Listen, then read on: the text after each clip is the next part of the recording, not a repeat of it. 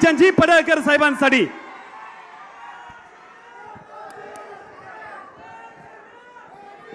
छत्रपती शिवाजी महाराज की। अरे आवाज ईश्वरपूरला गेला पाहिजे जरा। छत्रपती शिवाजी महाराज की। धर्मवीर छत्रपती संभाजी महाराज की। डॉक्टर बाबासाहेब आंबेडकरांचा।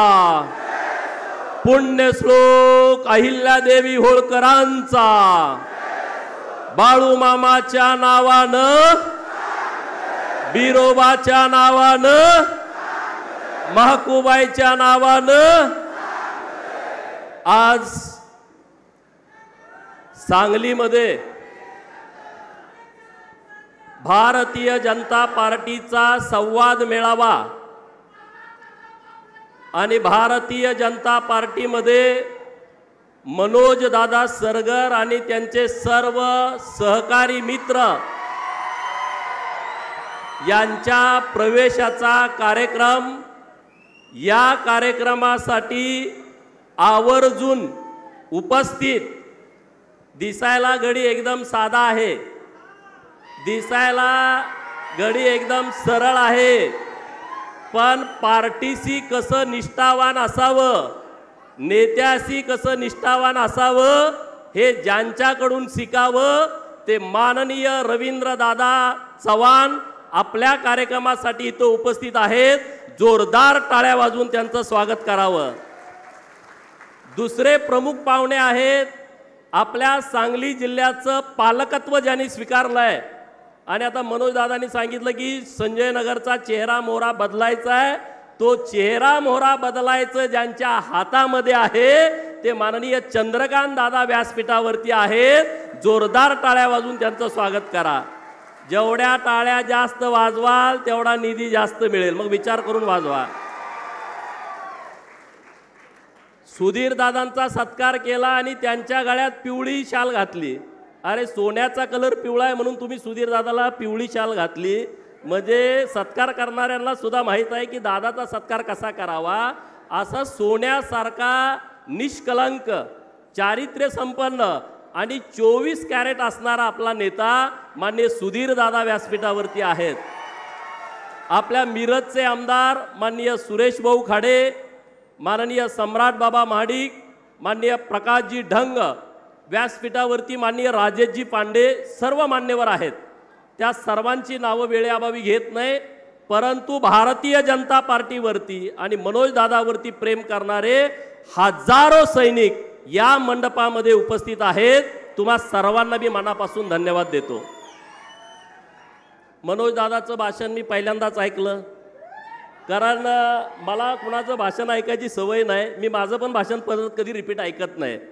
मनोज दादांनी त्यांच्या भाषणामध्ये सांगितलं की अहिल्यादेवींचा पुतळा, पूर्वीचं ते लवली सर्कल, आता ते पुण्यश्लोक अहिल्यादेवी होळकर सर्कल, त्या सर्कलमध्ये लोकमाता पुण्यश्लोक अहिल्यादेवींचा अश्वारूढ पुतळा व्हावा आणि त्या पुतळ्याला काही लोकांनी विरोध केला आणि म्हणून त्यांनी ठरवलं की जे अहिल्यादेवींच्या पुतळ्याला विरोध करतायत, अहिल्यादेवींच्या विचाराला विरोध करतायत, अहिल्यादेवींच्या मानणाऱ्या लोकांची मतं त्यांना चालतायत पण पुतळा त्यांना चालत नाही, आणि म्हणून त्यांनी ठरवलं की त्या पार्टीच्या कंबारड्यात लात घालायची आणि ती लात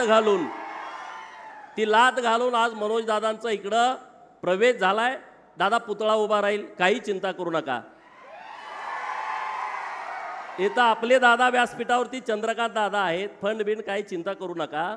पण ज्यांनी पुतळा बसवायला विरोध केला त्यांना मला सांगायचं आहे, एक दिवस तुमच्या दारात सुद्धा अहिल्यादेवीचा पुतळा बसवावा तुम्हाला लागेल,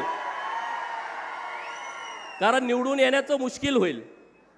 त्यांनी त्यांच्या भाषणामध्ये सांगितलं की मी हमालाचा पोरगा आहे, आणि दादा ही गोष्ट खरी आहे। या शहरामध्ये जी हमालांची पोरं आहेत किंवा ज्यांचे वडील हमाल म्हणून आलेत त्यांची पोरं आज सांगली मिरज कुपवाड महानगरपालिकेमध्ये महापौर झालेत। सभापती झालेत, उपमहापौर झालेत, नगरसेवक झालेत, डॉक्टर, इंजिनियर, वकील झाले, त्याची संख्या हजारोच्या घरामध्ये आहेत. म्हणजे त्यांनी कष्ट केलं, काबाड कष्ट मेहनत केली, 100 किलोची पोती अंगावरती वाहिली, गाढवासारखं काम केलं. कामगार नेत्यांनी त्यांना न्याय दिला नाही, त्यांच्या घामाचा पैसा चोरला. हे नुसत्या सांगली, मिरज, कुपवाड मधली परिस्थिती नाही. महाराष्ट्रामध्ये जे हमालीमध्ये काम करतायत ती लोक कुठली आहेत? ती लोक आहेत अटपाडीची, खानापूरची, जतची, कवटेमंकाळची, मंगळवेढ्याची, सांगोल्याची, मान खटावची, इकडं शिराळ्याची, तिकडं पाटणची, ही कोरेगावची लोक आहेत. जे दुष्काळी पट्ट्यातली पोरं आहेत, ज्यांच्या शेताला पाणी नाहीत म्हणून ते हमालीमध्ये गेले. परंतु आमची आई वडील ज्यांनी हमालीमध्ये काम केलं, हे पोरं रडत बसली नाहीत. त्यांनी स्वकर्तृत्वावरती मेहनत घेतली, प्रामाणिकपणे लढले. आणि म्हणून हाचे अनेक मुलं हमाली बाप करत असताना सुद्धा आज चांगल्या पोस्टवरती आहेत. ज्यांनी ज्यांनी हमालीमध्ये काम केलं त्या सर्वांना मी सॅल्यूट करतो. तुम्ही मेहनत घेतली पण पोरं शिकवली, तुम्ही मेहनत घेतली, पोरं राजकारणामध्ये पाठवली, आणि त्या सर्वांना संधी देण्याचं काम हे माझ्या भारतीय जनता पार्टीनं केलं. हे विशेष सांगावं लागेल, कारण समोरच्या पार्ट्यामध्ये मुख्यमंत्र्याचा पोरगा मुख्यमंत्री झाला, समोरच्या पार्टीमध्ये मंत्र्याचा पोरगा मंत्री झाला, खासदाराचा पोरगा खासदार झाला, खासदाराचा नातू खासदार झाला, आमदाराचा पोरगा आमदार झाला. पण या महाराष्ट्रामध्ये एकमेव भारतीय जनता पार्टी आहे की ज्या पार्टीमध्ये सुतगिरणी कामगाराचा पोरगा महाराष्ट्राचा 8 खात्याचा मंत्री झाला, ते चंद्रकांत दादा व्यासपीठावरती आहेत. त्याच भारतीय जनता पार्टीमध्ये रवींद्र चव्हाण साहेब जे शाखा अध्यक्षापासून महाराष्ट्र प्रदेशचे अध्यक्ष झाले, हे भारतीय जनता पार्टीमध्ये होत आहे. मागचे जे अध्यक्ष होते माननीय चंद्रशेखर बावनकुळे साहेब, जे रिक्षा चालवत होते, ते महाराष्ट्राचे 14 ते 19 मंत्री झाले. 19ला पार्टीनं त्यांचं तिकीट कापलं. अरे ज्यांचं तिकीट कापलं त्यांच्या सहीनं 2024ला 288 तिकीट वाटली गेली. तेही भारतीय जनता पार्टीमध्ये घडतंय आणि ते पुन्हा आता मंत्री आहेत. सदाभाऊ खोतांसारखा मरळनाथपुरीतला 1000 लोकसंख्येच्या गावातला पोरगा शेतकऱ्यांच्यासाठी लढतो, शेतकऱ्यांच्यासाठी 200 300 केसेस अंगावरती घेतो.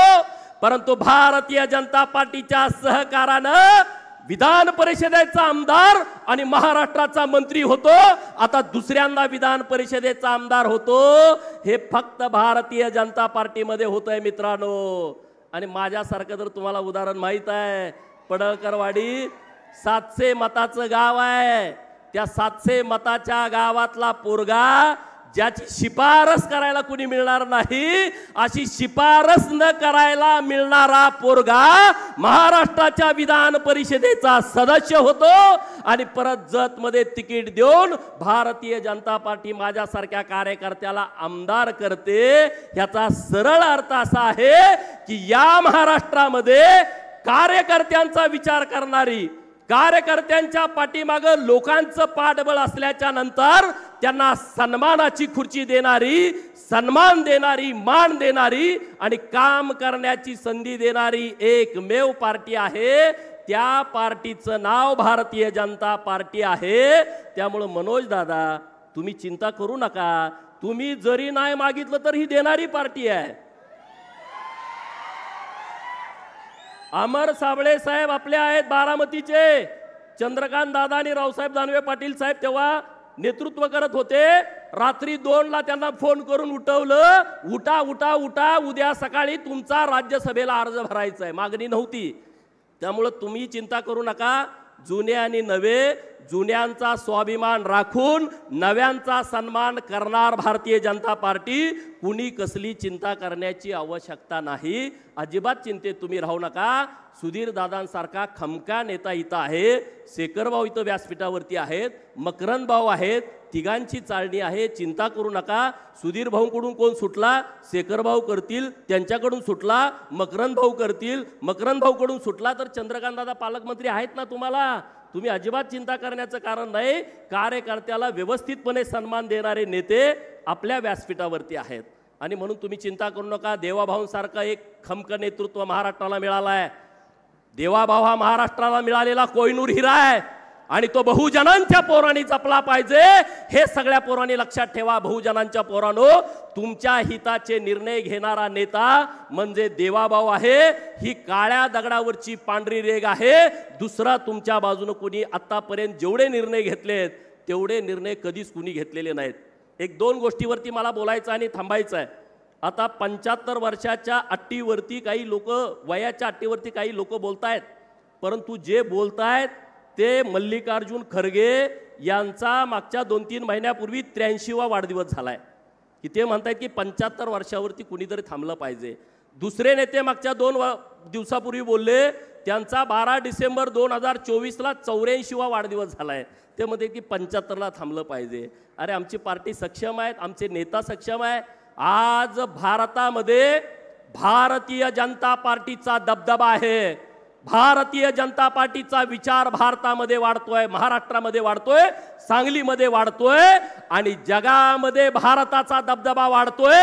याचा अभिमान आपल्या सर्वांना असला पाहिजे की भारत आज मुख्य भूमिकेमध्ये जगाच्या बाजारपेठेमध्ये चाललाय। गेल्या 4-5 दिवसापासून तुम्ही टीव्हीवरती सगळे बघताय घडामोडी काय चाललेत। तिकडं अमेरिका म्हणते की आम्ही टॅरिफ लावणार भारताला 50%चा। भारताच्या जो इकडून आपण निर्यात माल करतोय त्याला 50%चा टॅरिफ लावणार। मोदी साहेब बोलले झुकेगा नाही साला। जगाच्या समोर झुकायची कुणाच्या समोर तयारी नाही। तिकडं चीनवालं म्हणतंय मोदीजी साहेब वेलकम, चीनमध्ये तुम्ही या, तुमचं स्वागत आहे। तिकडं पुतीन म्हणतायत मोदी साहेब तुम्ही चिंता करू नका, मी भारतामध्ये भेट द्यायला येतोय। तिकडं नेत्यानाहू, त्या इस्रायलचे राष्ट्राध्यक्ष, सगळी लोक पूर्ण शक्तीनिशी भारताच्या बाजूने उभा राहत आहेत। जे विरोध पार्टीमध्ये लोक काम करतायत त्यांना माझी हात जोडून विनंती आहे, ह्या येड्या गवाळांच्या नादाला लागू नका। ह्या सांगलीचं सगळ्यात जास्त वाटोळं कुणी केलं असेल तर ते जयंत पाटलांनी केलं, हे तुम्हा सगळ्यांना मान्य आहे। बरोबर ना? केलंय की नाही? काय नाही हो। आणि रवींद्र चव्हाण साहेब, तुम्हाला माझी विनंती आहे, सांगोल्याला आमच्या मसराचा बाजार असतो। आमची सगळी लोक शेळ्या मेंढ्या विकायला आणि मसरं घ्यायला सांगोल्याला जातात। आता काय काय नवीन मुंबईकडची लोक आली त्यांना माहीत नसतं म्हशी कुठली मस घ्यायची आणि कुठल्याला धार निघते। ते ज्याला कास मोठी आहे ती बघते, हिला कासाला मोठी आहे, हिला घेऊया, ही दूध देईल, त्याला कोणीतरी दलाल गंडवतं। ते जेव्हा घरी घेऊन येतात त्याला 2 लिटर दूध निघतंय, ते डोक्याला हात लावतोय, अरे कासाला मोठी आहे। हे जयंत पाटील कासाला मोठा आहे, दुधाला नाही। त्यांचा नेता पण तसाच आहे, त्याच्यावरती बोलू नका म्हणून मला सूचना आहेत, परंतु ही कासाला मोठी दिसणारी लोक आहेत। अरे एका हमालाच्या पोराच्या प्रवेशाला जर एवढी गर्दी होत असेल तर तुम्ही विचार करा ना, या सगळ्या गोष्टीचा विचार करा। आणि त्यामुळं या महानगरपालिकेच्या निवडणुकीच्या नंतर, सांगली जिल्हा परिषद आणि पंचायत समितीच्या निवडणुकीच्या नंतर कुणाची किती ताकद आहे हे तुम्हाला कळणार आहे। त्यामुळं पुढच्यांना जरा आजमावा, त्यांची काय परिस्थिती आहे त्यांना कळल की त्यांच्या पायाखालची सगळी वाळू पूर्णपणे सरकलेली आहे। आता हा पूर्ण जो एरिया आहे दादा, हे सगळे गावाकडची आलेली लोकांची संख्या जास्त आहे। संजय नगर असेल, अभयनगर, यशवंत नगर, अहिल्यानगर, काकानगर, तिकडं दत्तनगर, पंसिलनगर, लक्ष्मीनगर, इकडचे जे सगळे नवीन वसाहती, वांडलेसवाडी असेल, तिकडं चिंतामणी नगर असेल, कलानगर असेल, पलीकडचा 100 फुटीकडचा भाग असेल, हे सगळे बाहेरून आलेली लोक आहेत। आणि त्यामुळे त्यांच्या विकासाच्या दृष्टिकोनातून चंद्रकांत दादा आणि रवींद्र चव्हाण साहेब खूप चांगल्या पद्धतीनं मोठा निधी आपल्याला देतील, त्याबद्दल मनामध्ये अजिबात शंका बाळगू नका। परंतु भारतीय जनता पार्टीमध्ये येण्याचा जो तुम्ही निर्णय घेतलाय तो अत्यंत चांगला निर्णय आहे। आणि जी कोणी लोक विचार करतायत ना, त्यांनी डोळं झाकून भारतीय जनता पार्टीवरती विश्वास ठेवून तुम्ही भाजपामध्ये प्रवेश करा।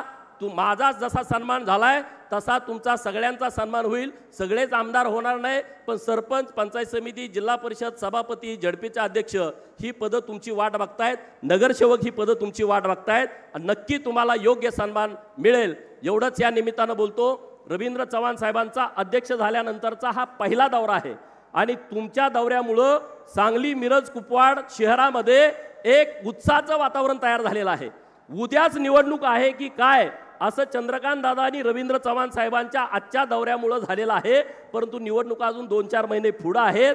दादांच्या नेतृत्वात, दादा असे पालकमंत्री आम्हाला मिळालेत की आठवड्यातले 2 दिवस सांगलीलाच असतात. म्हणजे आम्ही कमी आणि दादा जास्त वेळा सांगलीमध्ये असतात आणि सगळ्या कार्यकर्त्यांचं ऐकून घेतात, सगळ्या कार्यकर्त्यांशी चर्चा करतात.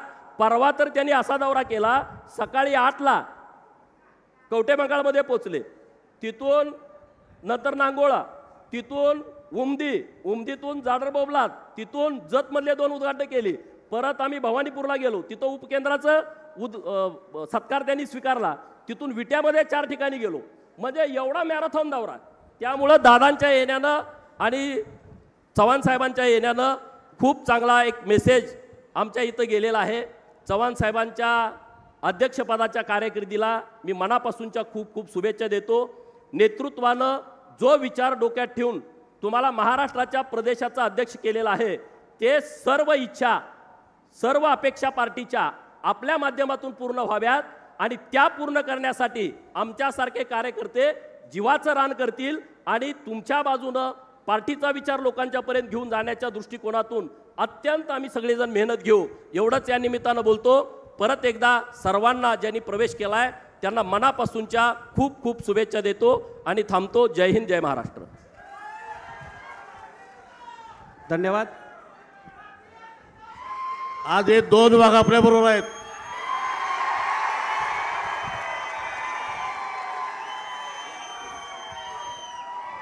यानंतर या सांगली विधानसभा मतदारसंघाचे लोकप्रिय आमदार आणि या सांगली विधानसभा मतदारसंघातलं 24 कॅरेट अस्सल सोनं सन्माननीय सुधीर दादा गाडगे बोलतायत. एकदा हात वरती, जोरदार टाळी सुधीरजी गाडगे साहेबांसाठी.